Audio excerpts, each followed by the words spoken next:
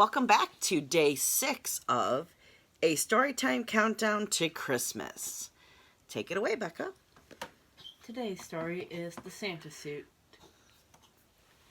My mother and I hardly ever saw my grandfather, although we only lived 45 minutes away by car. Mom and Grandpa had had a strained relationship since her childhood, and it had never gotten better. In fact, it appeared to get worse, especially since the recent death of my grandmother. This did not prevent my mom from calling him to ask whether I could stay with him for 2 weeks. Judging from the tone of her voice, I could tell that the conversation was not going well. My mom and Danny O'Brien, my mother's second husband, were trying to reconcile the relationship. They felt a 2-week trip with just the two of them would be a good start. "I know it's Christmas," my mother said, sounding irritated while on the phone, "but 2 weeks without me is not going to kill him. Besides, he needs a man in his life, and Danny has been a good father." I had to agree with her to a certain extent. Danny could be a real cool guy, but at other times, he was a moody, quiet man whose buttons my mother could easily push. "Dad," she said, "if I had anyone else to leave him with, don't you think I would?" Danny, as my mother had told me, was her last chance at a successful relationship. She'd been in many relationships in her past, 2 marriages and 1 live-in. The man she had lived with but never married was my biological father, and from all accounts was a disaster of a man. After several minutes, the telephone conversation ended, and she announced that I'd be spending Christmas vacation with my grandfather. I was not overjoyed with that prospect, but I had learned several things in my young life, and one of them is to not cause too many problems, especially where my mother, Jackie, is concerned. "It's only for 2 weeks," Mom said, trying hard to reassure me, but this was no comfort due in part to all the stories Mom had told me about Grandpa over the years. You see, my grandpa had been in World War II as a young man, and he never went back to Brooklyn, his birthplace. Returning from the Pacific in 1945 at the age of 20, he settled in San Fernando Valley, where he met and married my grandmother. They raised my mother and her brother Joe in the valley. According to my mom and Uncle Joe, Grandpa did not take much interest in their lives unless my grandmother insisted him to do so. He was Italian, Grandma was Irish, and according to their children, they used to have some real bouts. I guess they were passionate people? Mom says she yells because she's passionate, and I can tell you that she yells a lot. Grandma really loved my grandfather, and he loved her too. I could tell from the way he sobbed at her funeral. He did not cry, however, at Uncle Joe's funeral. Grandpa was strong for Grandma's sake, and he took great care of her during her time of grief. Emotionless was the way everyone described Grandpa, and he typically was, except with Grandma. Mom always insinuated that Uncle Joe's drug problem had a lot to do with Grandpa. In fact, she blamed many of her own problems on him. With that in mind, 2 weeks seemed an enormous amount of time to spend with him. But my choices were limited. You see, I don't make friends easily, so it wasn't like I had a lot of options. It was different when Grandma was alive. She was warm and friendly, and always took great care of me. I had not spent 10 minutes alone with Grandpa in the 2 years since she died. The small 1940s bungalow where my mother grew up was the same house where Grandpa lived. He and Grandma bought it in 1947, the year they were married, and they never lived anywhere else. I had stayed at Grandpa's one other time in my life, when I was 7. Grandma was still alive then, so I spent all of my time that weekend with her, which was just fine with me. Mom dropped me off on Friday afternoon, 10 days before Christmas. As I pushed open the gate of the freshly painted white picket fence that surrounded the house, a memory from that weekend came back to me. It was June, and the 3 of us, Grandma, Grandpa, and I, had been working in the garden. They had a can of beer each and I had lemonade. They laughed about something, I don't remember what. Everything was fine until Grandma said how much I looked like Uncle Joe. He had died earlier that year. Grandpa stood up, finished his beer, and went in the house to get a jacket. Then he left and didn't return until very late that night. "Keep your chin up, boy," my grandfather's voice jerked me back to the present. I looked up to find him standing on the front porch waiting for me. I straightened up immediately. He had always commented on my slouch, and I was mad at myself for not hearing him come out of the house. Grandpa had such a big, deep voice, but he moved like a cat. I wish I could put a bell on him. Mom came up the walk behind me carrying my suitcase, which was a mistake because it gave Grandpa another thing to comment on. "Boy's 10 years old. He should be carrying his own suitcase." I turned to my mother to take the suitcase, but she was not scared of him and had ignored what he said. Grandpa patted my head and pecked Mom on the cheek. No hugs for anyone. All the furniture, pictures, and paintings in the house looked the same as I'd remember them. I'm guessing it had been like that when my mother was a girl. The only difference was the television in the living room. It was newer. He'd bought it when we were visiting last summer. My mother put the suitcase down in the middle of the living room, and Grandpa told me to take it into my mother's old bedroom. "You know the rules," Grandpa said, stopping me in my tracks because I did not know the rules. "No drinking and no women." "I don't know any girls," I said, taking him very seriously. I picked up the suitcase and took it into my mother's old bedroom and placed it on the bed. Then I said goodbye to Mom, who gave me no instructions. She thanked my grandpa for having me. He nodded, and then when Mom was gone, leaving us in the middle of the room alone.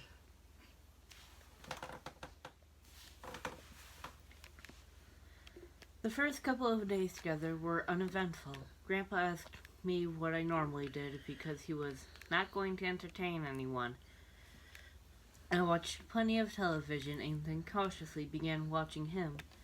Grandpa was definitely a creature of habit. Every morning he got up before 7 a.m., made himself coffee and breakfast, and read the paper until about 9. That was about the time I shuffled out of bed.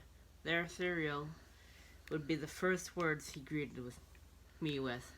While I ate, he would take his morning walk, returning a little over an hour later to sit in front of the television and watch CNN.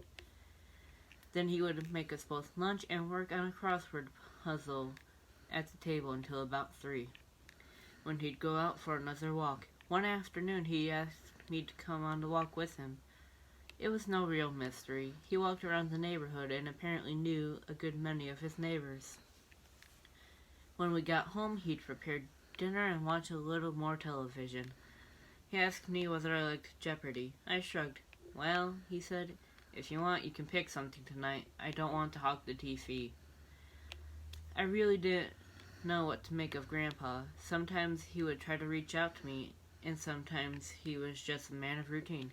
"We can walk and get an ice cream if you want to get out of the house," he offered one night.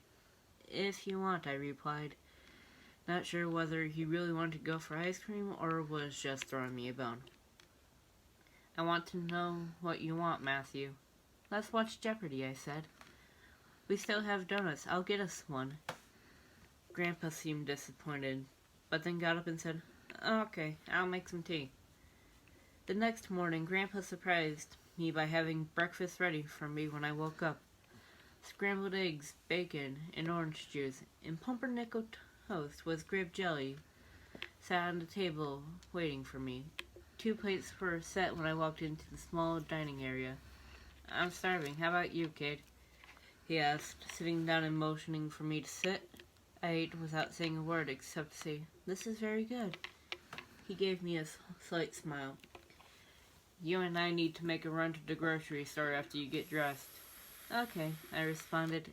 At breakfast, we asked each other some general questions about our lives. Grandpa wanted to know what I ate for breakfast before school and whether Mom cooked. "Once in a while," I replied. I took a shower while he cleaned up and wrote out a list for the store and then we were ready to leave. Grandpa's garage car and house all looked like him, clean and in order.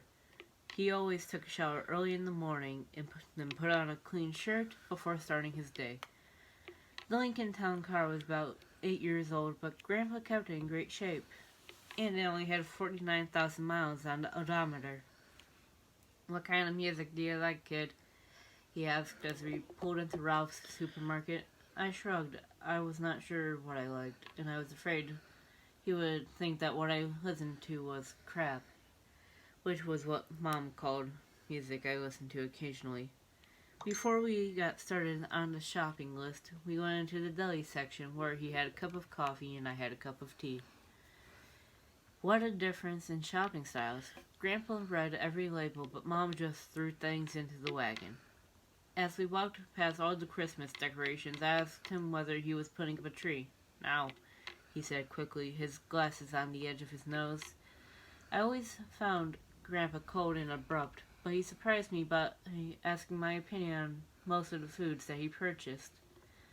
After we got back to the house, I noticed a small change in him. He seemed excited as he began pulling out pots and pans, getting ready to cook. "Kid, you want to make a good impression on a woman?" I nodded my head, indicating that I would like that. "I will show you how to make a good Italian gravy or sauce that will impress any woman you have over for dinner, guaranteed." He pulled a stool over to the counter and motioned for me to sit. Then he lined up a variety of items, including red and green peppers, sweet onions, sausage, tomatoes, and fresh basil and rosemary. Never having seen Grandpa cook before, I was surprised by his easy manner, and I joined in eagerly. He showed me how to handle a knife and how to slice herbs and vegetables with ease. He also explained why each ingredient went into the sauce and how it was needed to enhance the taste. "Mom uses ragu," I said, to which he made a face. Later, after he had napped, we set the table and set up for the meal we had planned all day. When he served us both, Grandpa poured a Coca-Cola for me and the usual glass of red wine for himself. He had 2 glasses with dinner. He told me he used to make this dinner for Grandma once in a week. That night, I found out that Grandpa had never dodged a question. If you asked him something, he would answer directly. I was beginning to see Grandpa not as the iceberg I was brought up to believe, but as something else entirely.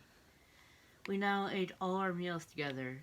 Grandpa would wait for me to wake up in the morning, and we began going out to breakfast every other day.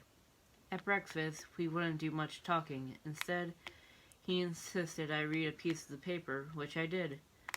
Sometimes we wouldn't speak for hours, but I began to feel like he was not ignoring me. One day, after breakfast, Grandpa asked me whether I missed my mother.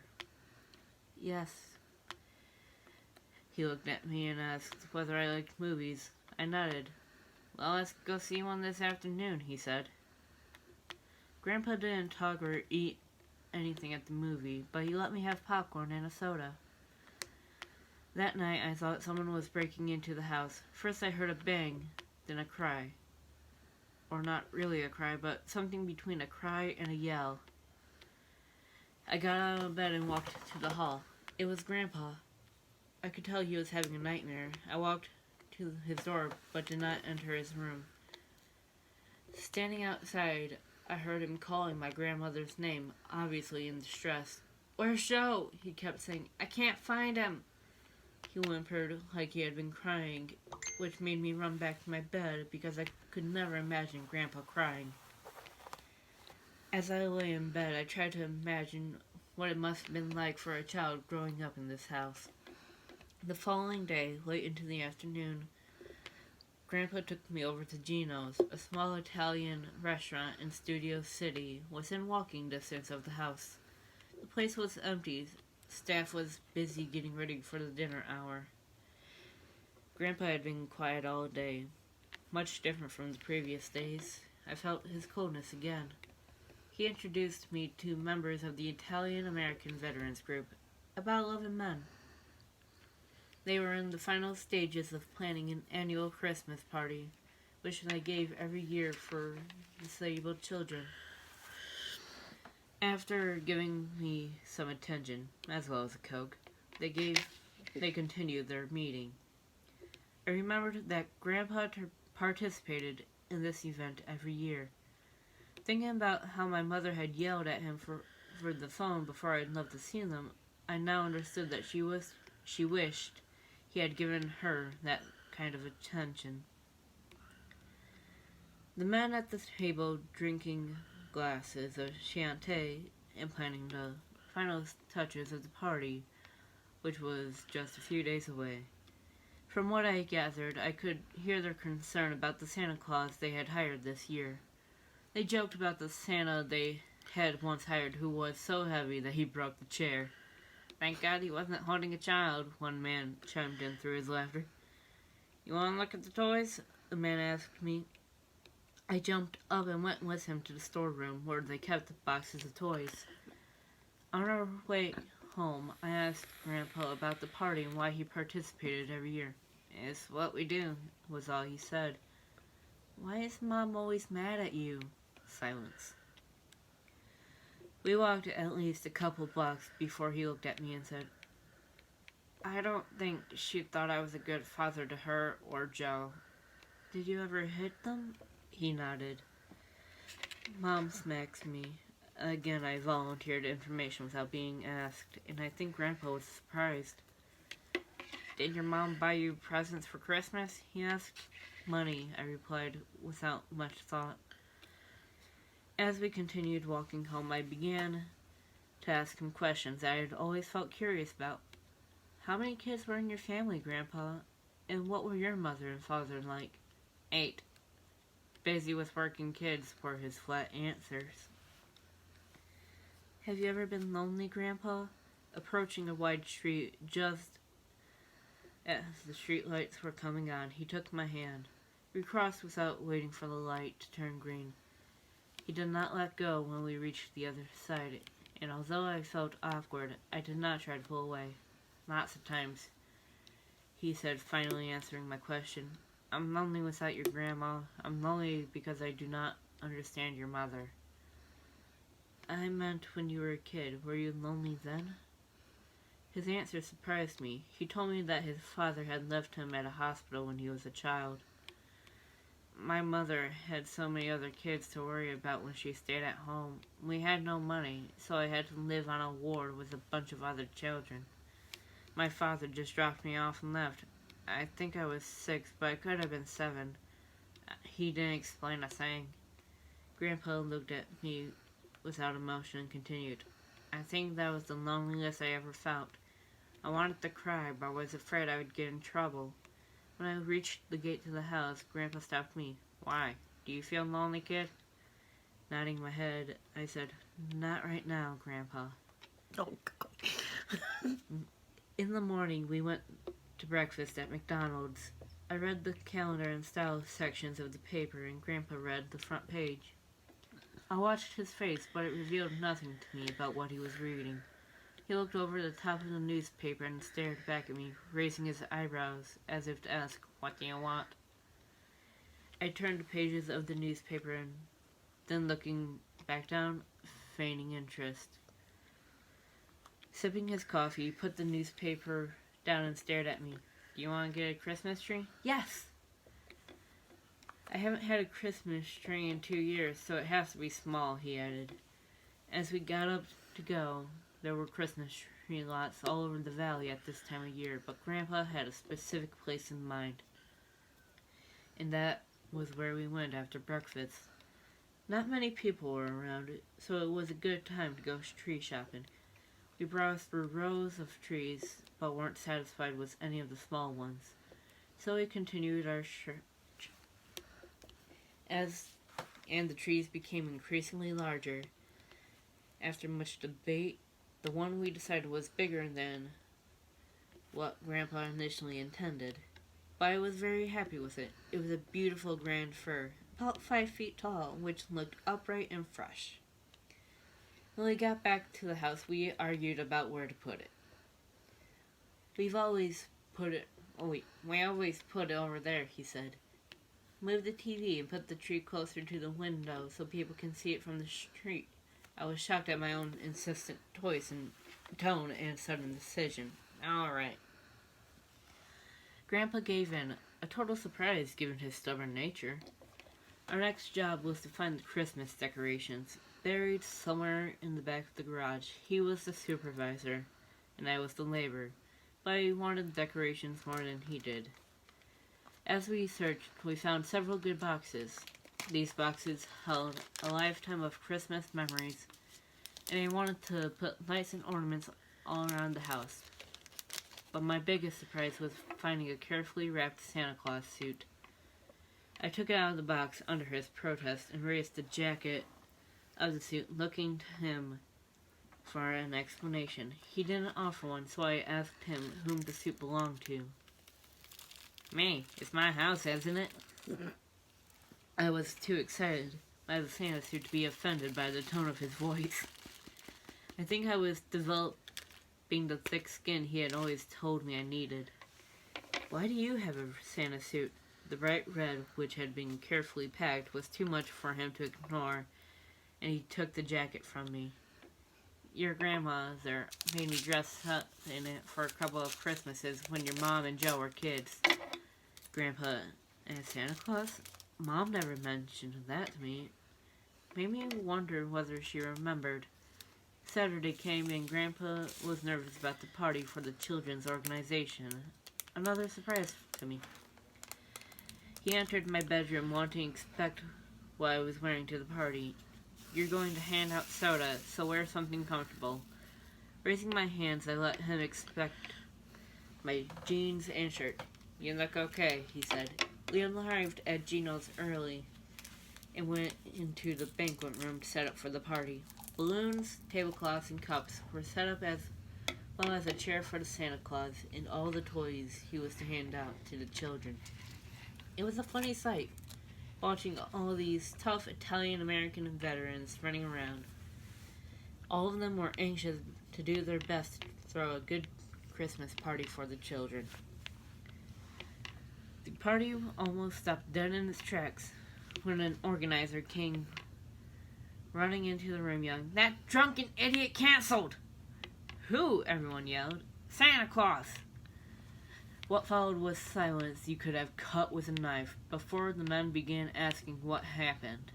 Everyone gave his opinion, but it was agreed that the man who was to play Santa was a drunk and should have never been hired. Someone said, "Now what?" I love your voices. After a brief moment, I spoke up, knowing full well I would have to pay for it later. Grandpa has a Santa suit. He could play Santa Claus. Before my grandfather had a chance to object, we were in a man named Mario's Cadillac on the way back to the house. There's something to be said about seeing a person out of his or her element, and watching Grandpa dress up as Santa Claus was eye-opening to me. In between his complaints about how he could not pull it off, he stepped into the Santa suit and began to change before my eyes. "Get me a pillow, Matthew." Matthew? Well, he called me by my name. What happened to the kid?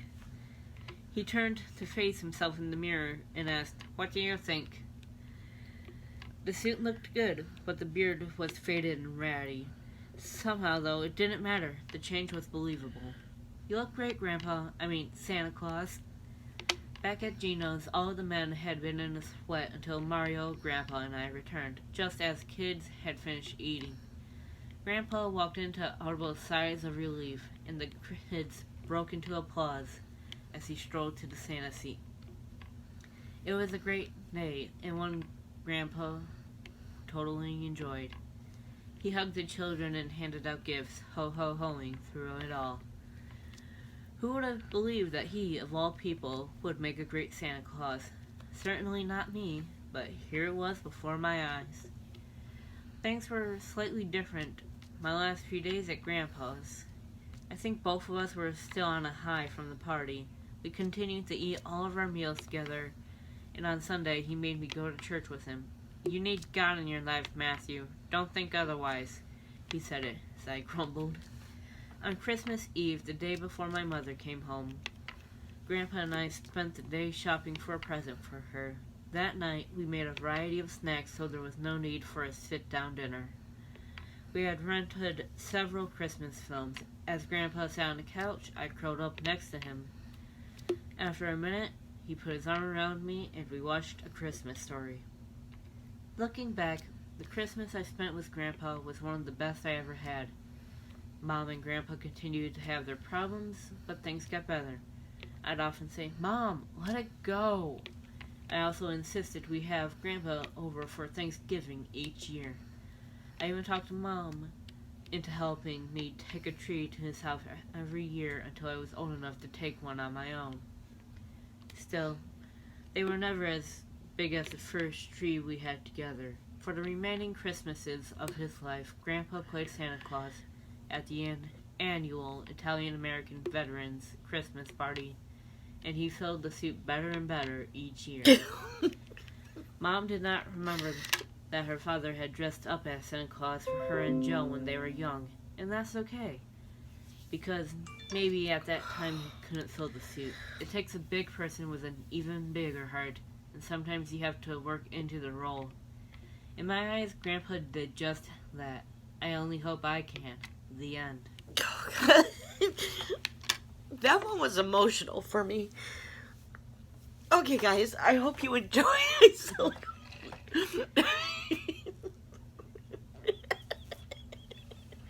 Oh gosh, I hope you guys enjoyed that story as much as I did. Come back tomorrow. There's another one. Bye, guys.